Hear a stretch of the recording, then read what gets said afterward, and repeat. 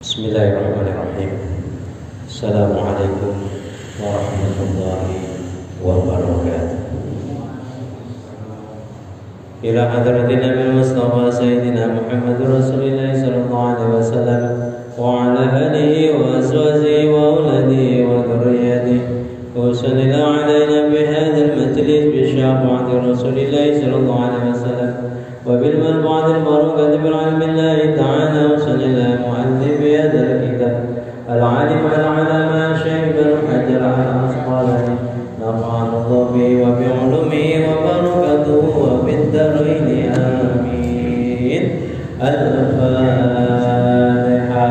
أعوذ بالله من الشيطان الرجيم.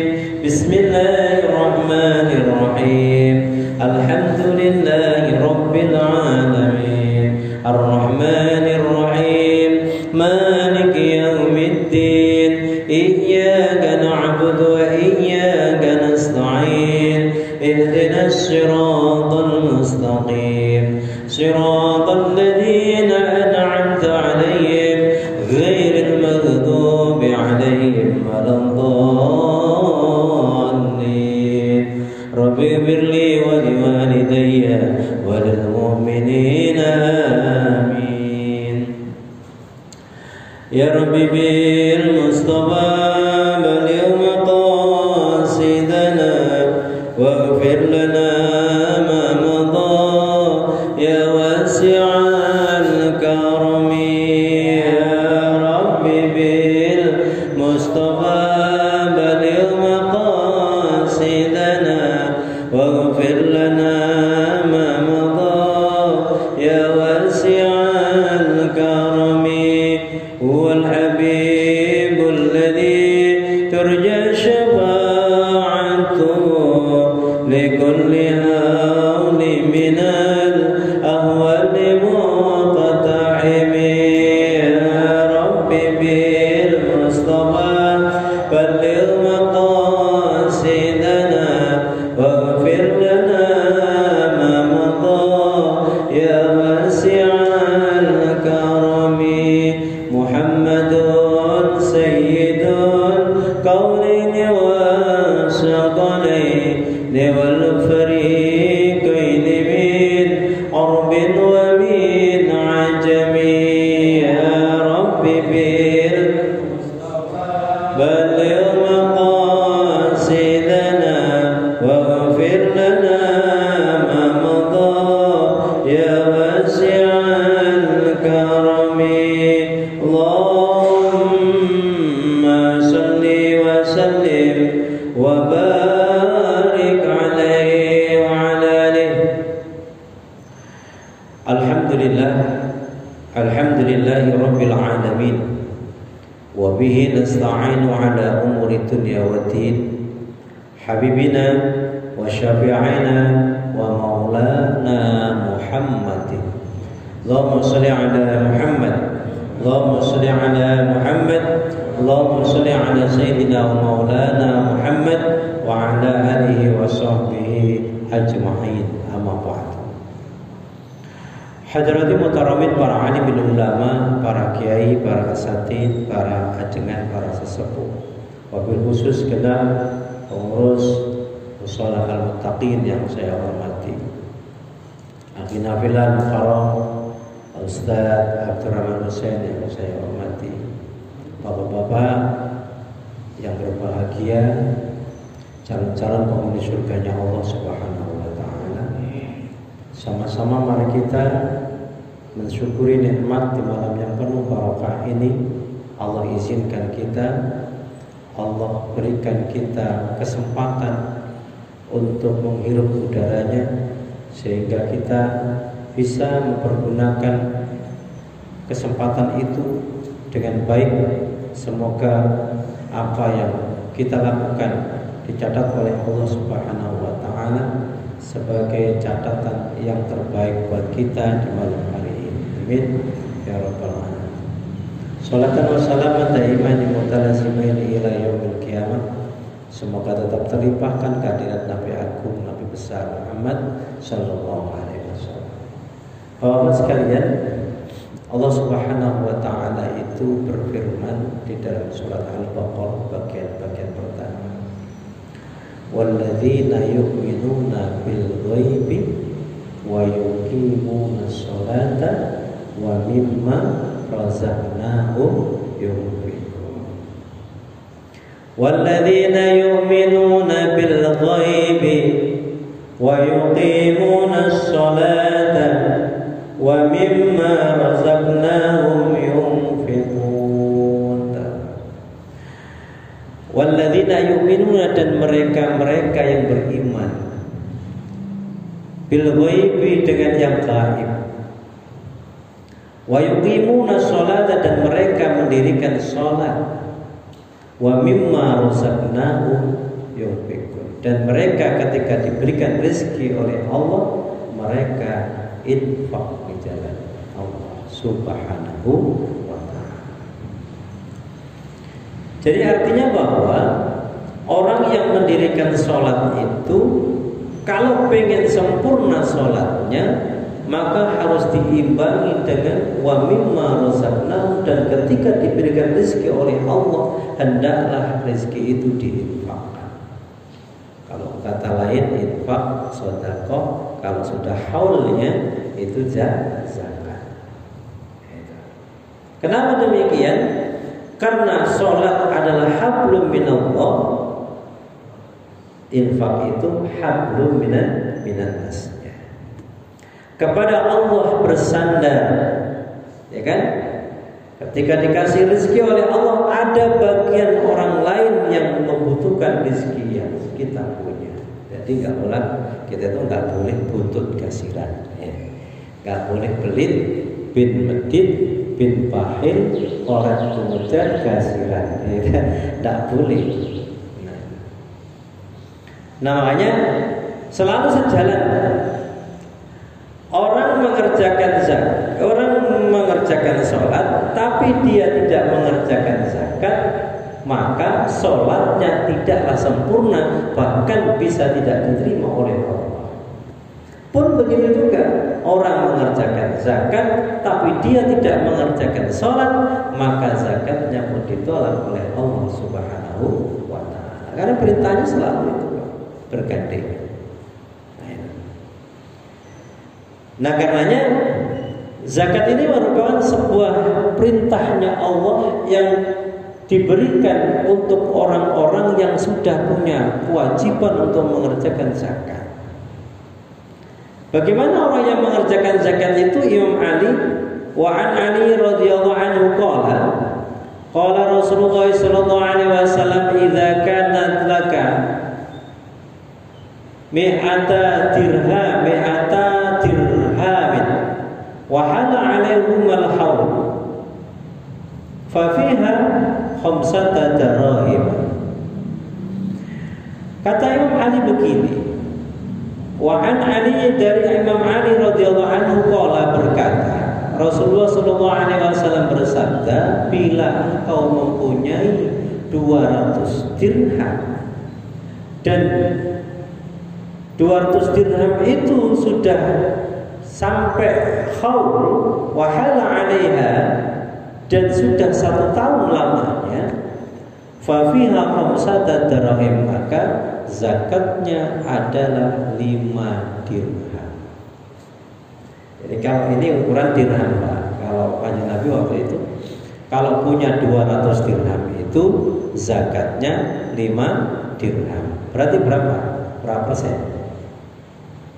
Kalau 200 dirham 5 dirham 2%, ya 2%, 2,5% atau 2%? 200 dirham, 200 dirham, tapi zakatnya 5 dirham, 2,5%. Iya, 2,5%, 2,5% zakatnya. Nah,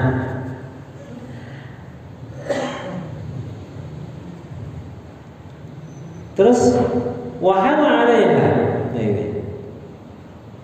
walaysa 'alaika syai'un hatta yakuna laka isruna dinar maka tidak ada bagimu atau tidaklah bagimu tidak mengeluarkan zakat sampai zakat itu umurnya selama harta itu sampai satu tahun.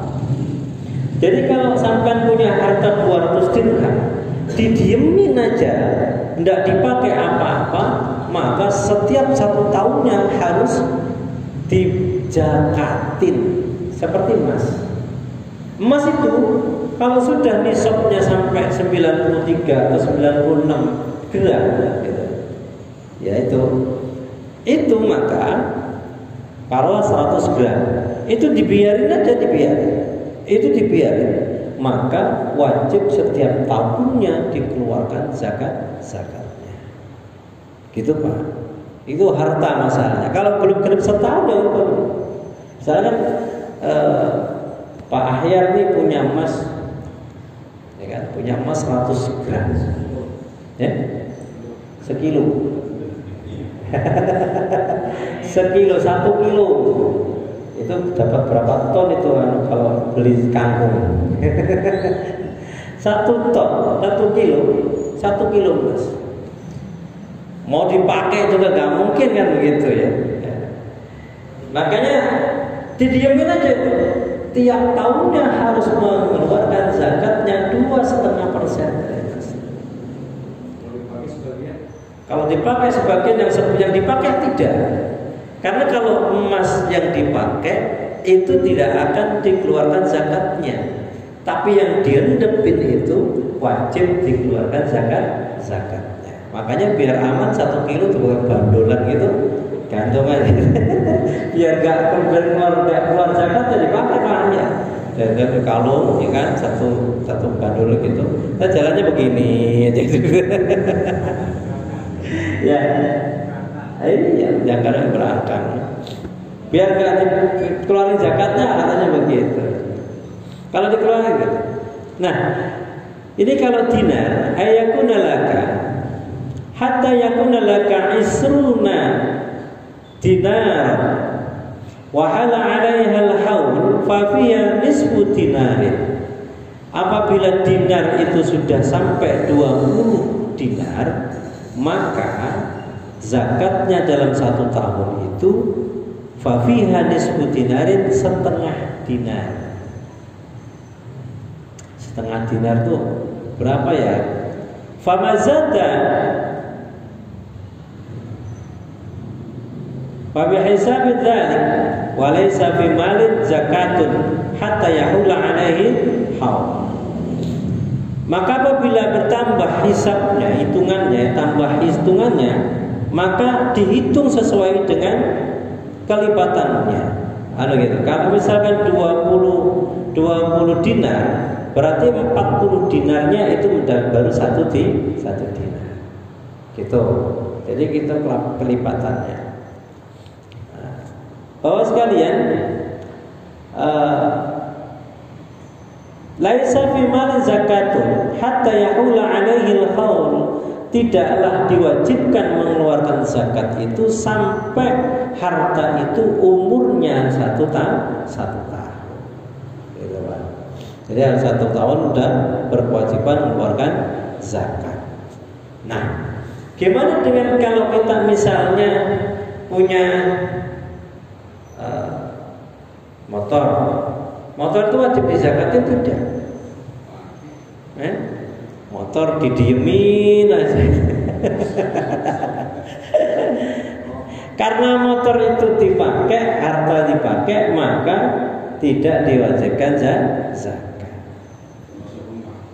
Termasuk rumah. Rumah itu enggak zakat.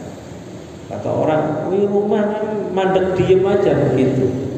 Kan dalam 1 tahun keluarin zakat, ya tidak mau rumah itu dipakai. Nah, begitu. Ya, kita punya harta yang lain, namanya mal, zakat mal itu harta. Nah, karenanya kayak seperti sapi. Ya.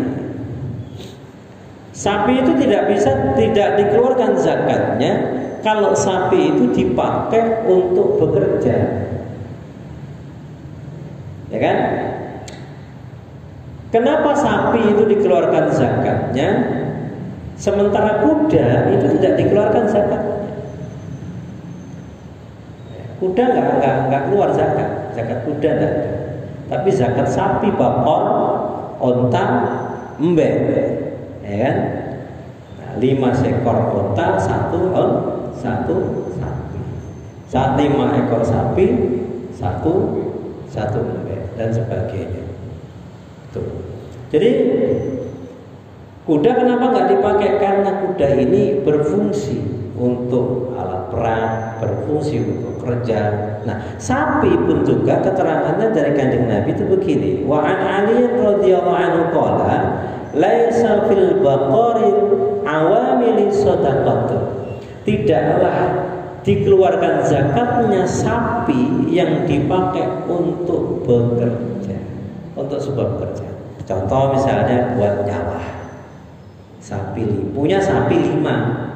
Buat sapi 5 udah kewajiban Pak keluarkan zakat kalau misalkan itu. Zakatnya satu kambing. Nah, itu sapi 5-5-nya dipakai untuk bajak sawah kan gitu. Sama Pak Tani. Petani kan biasa sawah. Satunya buat dokar ya kan, buat dua itu apa namanya? Gerobak tuh buat ke sawah itu ngambilin padi. Itu kan biasanya pakai sapi 2 gitu kan.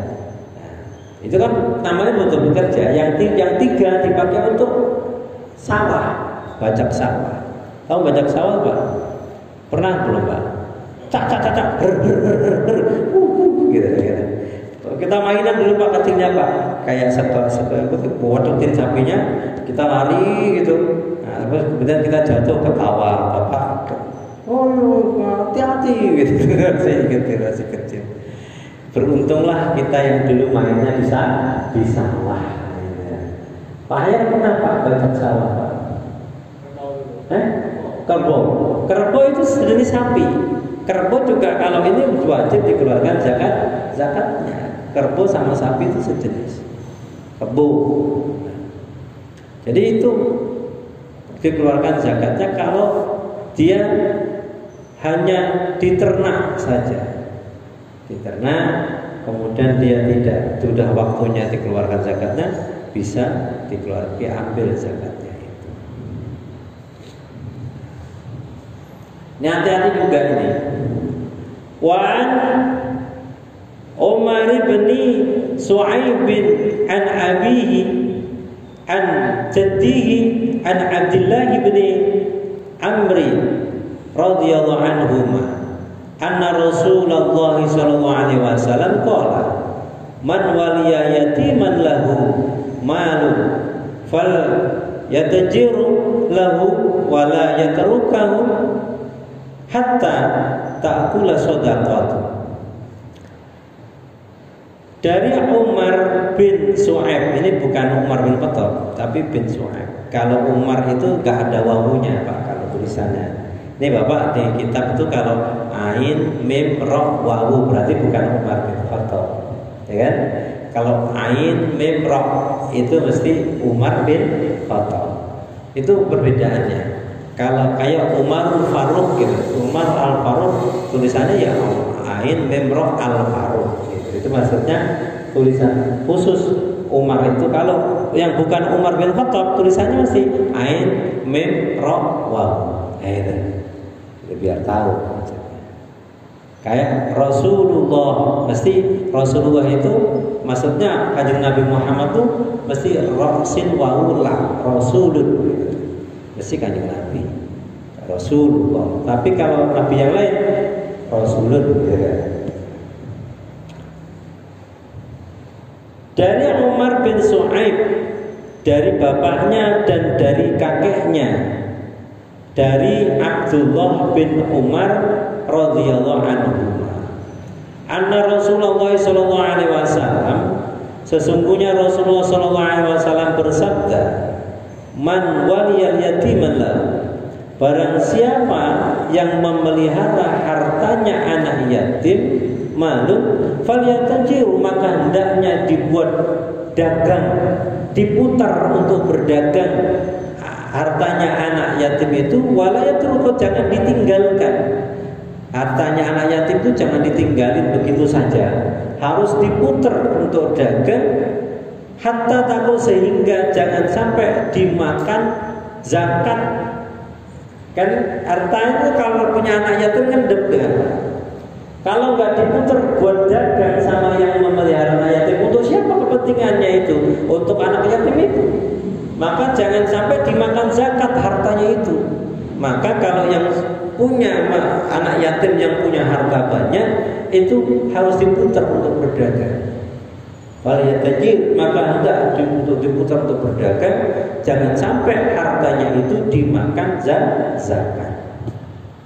Itu maksudnya. Jadi jangan sampai dananya dikeluarin zakatnya, dari zakat, tapi nggak berkembang. Hartanya kan lama-lama akan habis kalau nggak diputar, gitu loh Pak. Jadi kalau punya anak yatim yang punya hartanya banyak, harus diputar untuk dagang, buat modal. Tapi yang benar-benar, jangan modal terbangkrut begitu. Dagangnya dagang yang benar itu. Dagang yang kira-kira sekarang itu apa ya, yang cepat dapat hasil gitu kan. Dagang jus ya gitu kan. Diputar itu dagang jus. Jusnya ambil jus ya. Jus semuanya. Dibagi jus semuanya. Ntar dibayar. Iya, biar kapok maksudnya. Biar agak dingin gitu. Ya, zakat. Iya. Jadi seperti itu. Mungkin ada yang pengalaman tentang itu, Pak. Ada nggak yang pengalaman mengenai tentang zakat harta? Aku punya saudara gitu misalnya, tapi nggak pernah mau zakat. Dikeluarkan waktunya ini, tapi nggak dikeluarkan zakatnya. Gimana itu? Ya dihitung, diperkirakan dihitung berapa hartanya menjadi sebuah hutang, gitu Pak. Nih kalau misalnya nih sudah waktunya keluar zakat, tapi ditunda ngeluarinnya, ya kan? Keluar zakat nih. Misalkan udah dagang jus sudah lebih dari 1 tahun, hasilnya labanya itu lebih dari 1 nisab, lebih dari nisabnya ukuran dagangnya, kan wajib zakat 2,5%. Nah waktunya sudah 1 tahun itu, ternyata tak mau menginjak tahun kedua, ini gak dikeluarkan zakatnya. Ini harus dihitung Pak, dihitung. Udah mantap segini zakatnya 2 kali 2,5% berapa? Kemudian setelah itu dihitung berapa, misalkan zakatnya 1 juta. Nah 1 juta itu nggak dikeluarkan tapi menjadi tanggung jawabnya yang harus mengeluarkan zakat 1 juta itu harus menjadikan hutang buat dia. Di tahun kedua harus dikeluarkan zakatnya itu. Kalau udah labanya sudah siap, gitu. 1 juta? 1 juta itu belum masuk. Jadi hitungannya itu zakat itu hartanya, kalau harta perdagangan itu waktu tijarah itu disamakan dengan hitungan emas. Ya, 96 atau 98 gram itu berapa sekarang harganya? Ya kan? 1 juta. 1 gramnya berapa? 1 juta sekarang 1 gramnya. 1 gram tambah 1 juta. Berarti kalau 90 hampir 100 juta. Itu baru dalam hitungan 1 tahun 100 juta pendapatan itu 1 tahun itu, maka wajib dikeluarkan zakat. Kok dia nggak keluarin zakat misalnya, menjadi tanggung hutangnya dia keluar zakat. Nah, kalau 100 juta berapa itu? 2,5 juta. Ya jangan taruh di sini semua, itu bagiin aja, bagiin, dibagikan. Ya tahu ya, saya suka contoh. Nah, jadi seperti itu. Makanya Di dalam kita berzakat ini harus hati-hati karena ada zakat itu satu zakat buah. Buah itu apa saja, anggur dan kurma. Ini ada ketentuannya, zakat kurma itu seberapa sak, berapa karungan gitu, berapa liter gitu, itu. Anggur itu wajib keluarkan zakatnya. Jambu ini wajib nggak dikeluarkan zakatnya ini? Ini termasuk zakat bukan? Pak, katanya mau melotot kayak ikan digoreng, sempat digoreng matanya melotot. Ini wajib nggak? Termasuk dikeluarkan zakatnya nggak? Jambu. Ada nggak zakat jambu?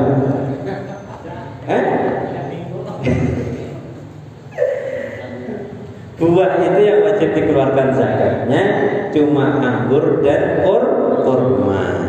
Jambu itu bisa dikeluarkan zakatnya bila jambu itu dijual 5 kontainer misalnya, lakunya lebih dari 1 nisab 100 juta, ya wajib dikeluarkan zakatnya. Berapa ukurannya sama untuk tijarah itu kan.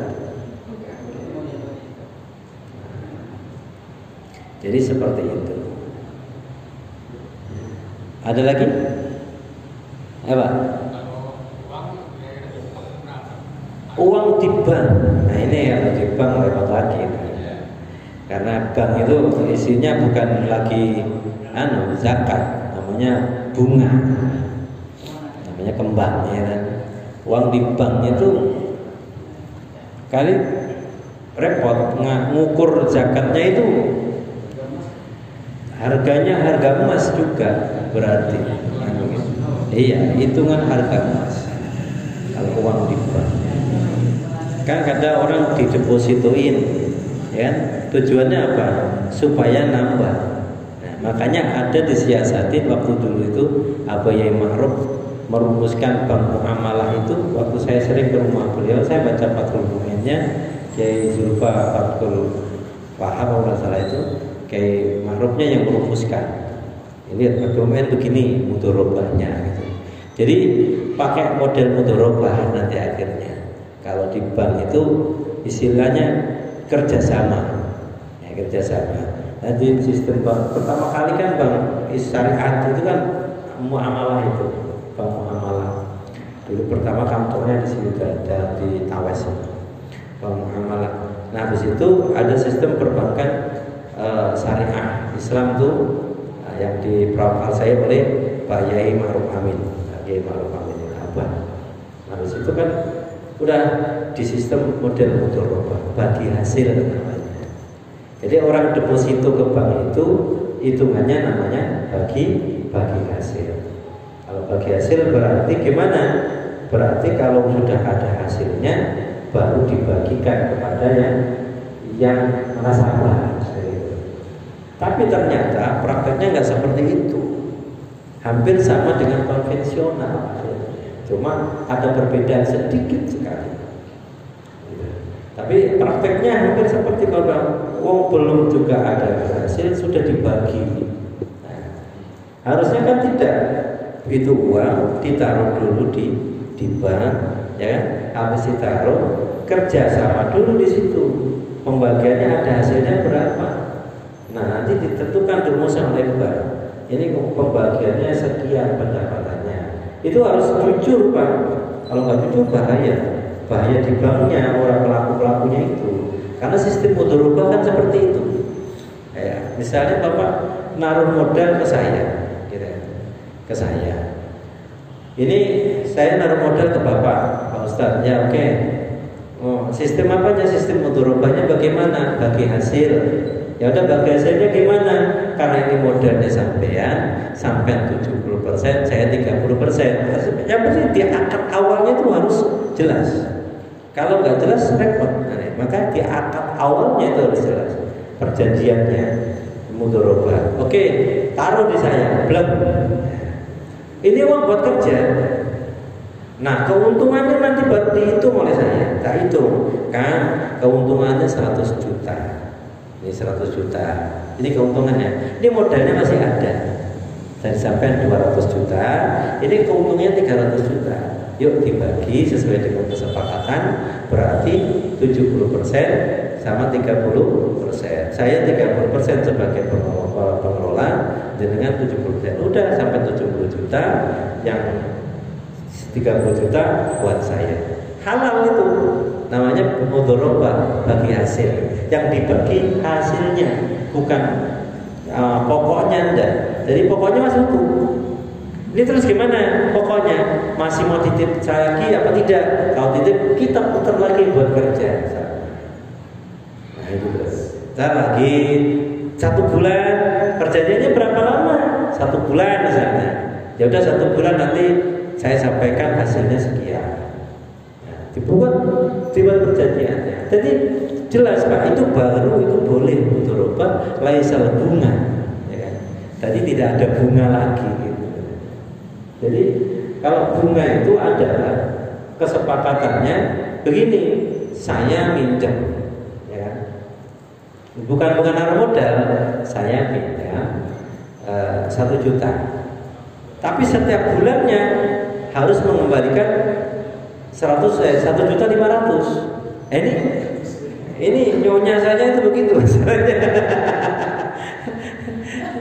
Aduh, ya kalau ojol, pinjaman online juga begitu, sama. Itu makan bunga, kan?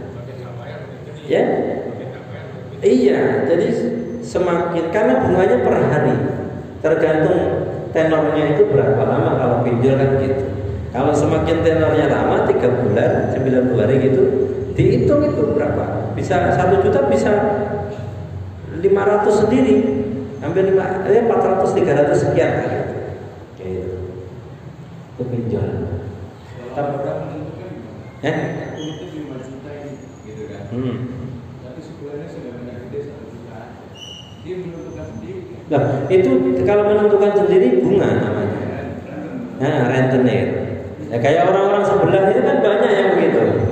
Jadi rentenir itu modelnya kayak gitu. Nih, aku pinjemin kamu 1 juta ya, tapi nanti saat 1 bulan kembalinya, pokoknya kalau pokoknya belum kembali nggak apa-apa, kembali bunganya saja 300.000, itu sudah.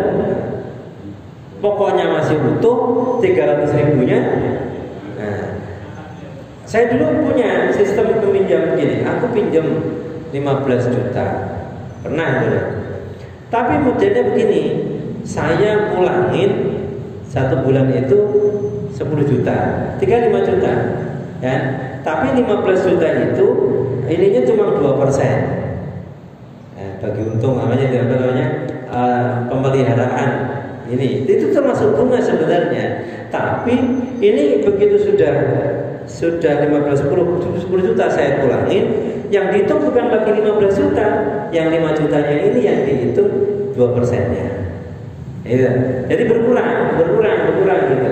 Tapi kalau yang ini kan enggak, selama belum bisa mulangin, hanya mulangin bunganya saja, 2 bulan berikutnya ya tambah 600. Jadi kalau nggak dipulang-pulang 1 juta 600. Nanti bulan ketiga 1.900.000.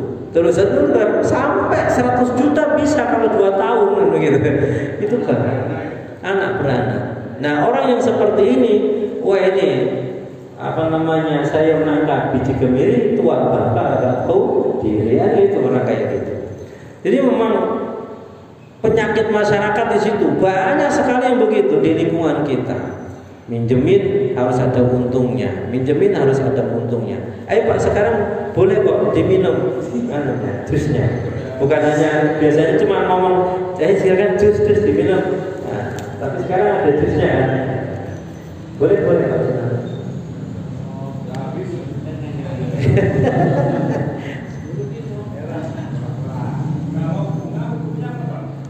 Bunga itu haram. Jadi bunga itu hukumnya haram. Kenapa? Bunga itu terwahar riba, termasuk riba. Bunga, ada bunganya itu haram. Tergantung apa namanya. Kalau namanya bunga tetap namanya Tetapi kalau deposito itu kan kita mendepositokan itu tujuannya untuk menaruh modal di bank itu untuk dijadikan bekerja uangnya, ya kan, dipakai untuk bekerja. Nah, ada yang membolehkan, ada yang tidak. Tapi sebagian deposito itu tergantung mudharabahnya, perjanjian di awalnya, gitu Pak. Kalau di bank muamalah itu disahkan boleh, atau di bank syariah Islam BS apa sekarang BSI ya? Iya BSI ya, dulu BSM Bank Syariah Muamalah, dan sekarang Bank Syariah Islam. Karena kenapa? Ini kan orang-orang ini kan dijadiin satu, uang bahaya itu dijadiin satu. Karena apa? Di bank syariah itu ternyata over liquid dananya Pak. Orang-orang kan banyak dari konvensional itu banyak lari ke syariah. Itu banyak ke situ, akhirnya over liquid dananya, bingung untuk mengucurkan dana modal ke orang-orang itu bingung karena kebanyakan dananya. Karena dibesarkan sekalian menjadi BSI itu Bank Syariah Indonesia, digabung jadi semuanya yang di Mandiri, yang di BRI, yang semua jadi satu BSI. Jadi satu bank sendiri, keren tuh, umat Islam punya bank sendiri. Ya harusnya yang ramein kita, diramein, minjem duit di situ, minjem aja apa, minjem modal daripada pinjol, pinjol. Nah, seperti itu Pak. Nah, satu ketika Kanjeng Nabi itu didatangi orang mengeluarkan zakat. Ini. Wa an Abdullah bin Abi Aufa qala kana Rasulullah sallallahu alaihi wasallam idza atahu qaumun bi sadaqatihi ma qala Allahumma shalli alaihi muttafaqun alaih. Dari Abdullah bin Abi Aufa qala berkata, adalah Rasulullah SAW ketika Kanjeng Nabi itu didatangi oleh sebuah kaum, segelompol kaum, sedekah atau zakat, mereka zakat, kemudian Kanjeng Nabi berdoa. Apa doanya? Allahumma sholli alaihim, ya Allah, mudah-mudahan Kau berikan rahmat kepada mereka. Jadi kalau misalkan ada orang datang ke Kiai Abdurrahman Hussein, itu datang untuk mengeluarkan zakat, didoain Allahumma sholli alaihim, ya, ya Allah berikan rahmat kepadanya, atau sallallahu alaihi. Kalau satu, kalau banyak sallallahu alaihi, Allahumma sholli alaihim, ya Allah mudah-mudahan Kau berikan rahmat kepada mereka. Jadi memang kalau zakat itu sebetulnya kalau ada orang keluarin zakat yang dimaksud itu zakat mawi, ya kan? Beda nanti dengan zakat fitrah. Kalau zakat fitrah ya jelas, ada amilnya, ada ininya. Kalau zakat mal ini ya orangnya terserah mau keluarin di mana. Tapi pembagiannya sama, yang punya hak itu ya 8 asnaf itu. Ya, innama shadaqatu lil fuqara'i wal masakin. Pertama orang fakir dulu yang diutamakan. Ya kan? Orang miskin, orang fakir itu orang yang sama sekali tidak punya usaha, enggak punya penghasilan sama sekali, dan dia tidak bekerja. Yaitu fakir namanya. Kalau miskin dia masih punya pekerjaan, tapi gak cukupi kebutuhan harinya. Itu banyak lah, dan itu diutamakan itu fakir, miskin. Nah ini ada cerita dari Kanjeng Nabi itu begini. Suatu ketika itu ada seorang sahabat Nabi itu keliling mencari sahabatnya. Ketika mencari keliling sahabatnya itu, kemudian dia ada di sebuah masjid itu, Masjid Nabawi. Kemudian sahabat ini ngampirin, dia mau tidur di dalam masjid. Kemudian dihampirilah oleh sahabat itu. Wahai sahabatku, kenapa engkau itu tidur di masjid? Begini sahabatku, aku mencari saudaraku kemana-mana nggak ketemu. Tapi kan tidur di dalam masjid itu kan nggak boleh, kata gitu. Jangan tidur di dalam masjid. Lantas aku harus kemana? Aku sudah 3 hari 3 malam mencarinya dan belum makan dan belum minum. 3 hari 3 malam mencari sahabat, mencari saudaranya itu nggak ketemu. Akhirnya ketemu di masjid, apa namanya? Kemudian ketemu masjid itu dia mau tidur di situ. Kemudian sahabat satunya ngomong, jangan tidur di masjid. Lantas kalau gitu kau datang ke rumah. Insya Allah nanti di rumah kita akan makan. Di rumah itu ada roti, ada kurma banyak. Nanti insya Allah nanti subuh kita datang kemari. Insya Allah sahabatmu nanti akan ketemu di sini. Betul Pak? Akhirnya dibawa pulang. Dibawa pulang oleh sahabatnya ini. Akhirnya tuan rumahnya ngomong, nah, begini. Dia bisik-bisik kepada istrinya. Ma, iya, ada apa Pak? Kita sekarang ini sedang kedatangan tamu. Sudah lama tamu ini tidak makan, kasihan. Masihkah ada persediaan makan untuk tamu itu?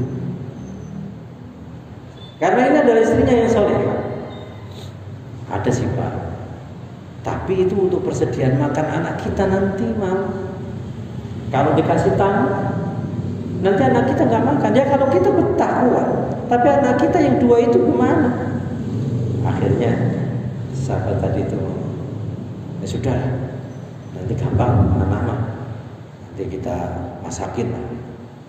Akhirnya disediain tuh sama temennya itu, sama tuan rumahnya. Nah sahabatnya sudah nungguin di tempat mejanya. Nah kemudian biasa dulu kan Pak, akhirnya bawa piring 2, tamunya dikasih piringnya ada rotinya, kemudian dia bawa piring yang kosong, tamunya rotinya cuma 2 biji, ya kan? Akhirnya yang tamunya itu, tamu ini gak sembarang tamu, artinya tamu ini ngerti, gak mungkin akan dia makan sendiri. Silakan makan. Lah tuh, ini ada banyak saya udah ada. Nah, dulu kan namanya lampu itu namanya lampu templok kan ya. Lampu templok itu ditaruh di atas, ditaruh di bawah, taruh di bawah.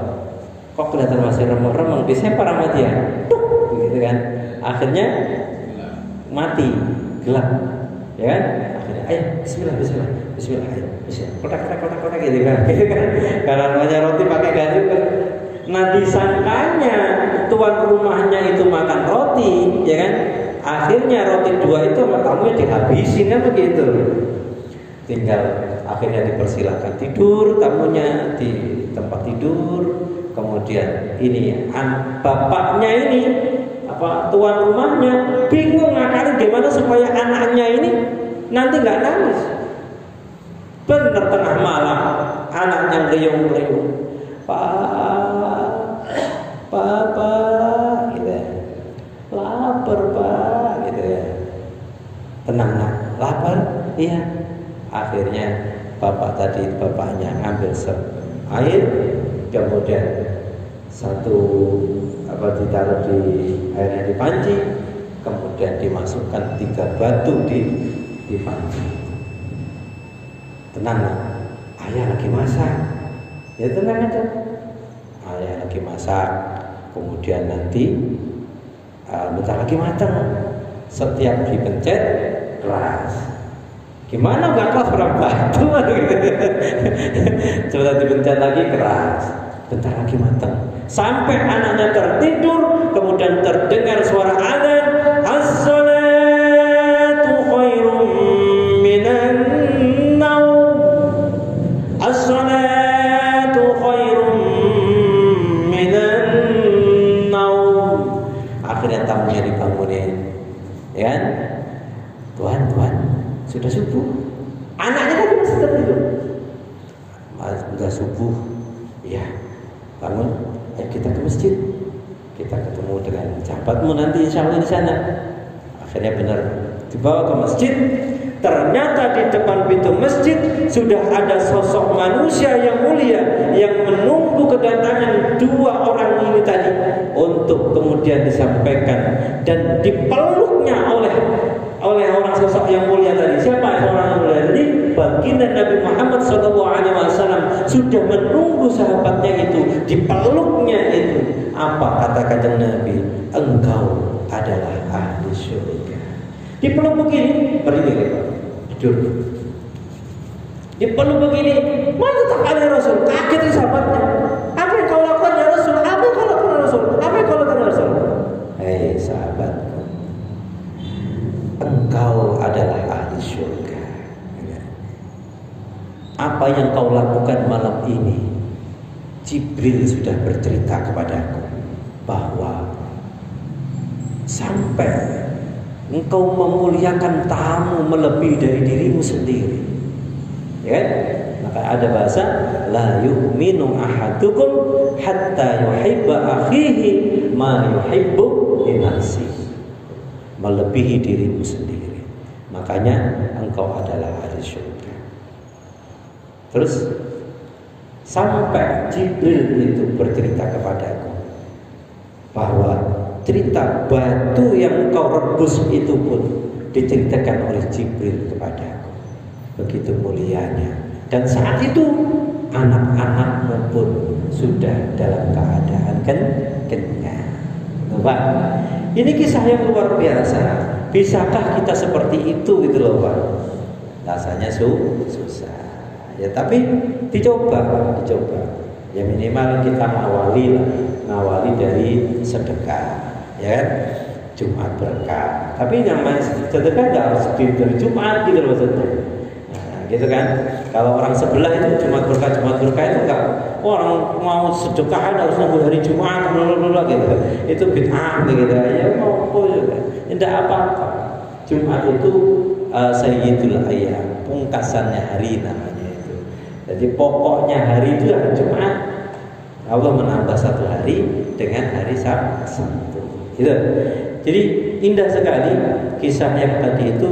Semoga mendapatkan satu hal yang buat diri kita sebagai pencerahan. Ya. Nah, ada yang mau dibahas sebelum berakhir? Kalau tidak, mudah-mudahan amal ibadah kita, sedekah kita diterima oleh Allah Subhanahu wa taala. Biridho al-Fatihah. أعوذ بالله من الشيطان الرجيم بسم الله الرحمن الرحيم الحمد لله رب العالمين الرحمن الرحيم مالك يوم الدين إياك نعبد وإياك نستعين اهدنا الصراط المستقيم صراط الذين أنعمت عليهم غير المغضوب عليهم ولا الضالين آمين. Terima kasih. Hadanallahu wa iyyakum ajma'in. Assalamualaikum warahmatullahi wabarakatuh.